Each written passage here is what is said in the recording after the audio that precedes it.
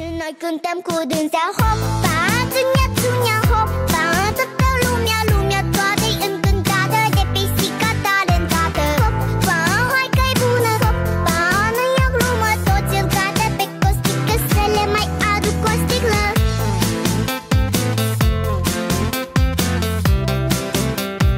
Să le mai aduc o sticlă.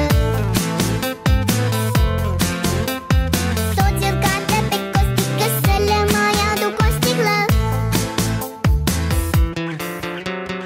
Peștișorii să nu tacă, le-am turnat și lor o leacă.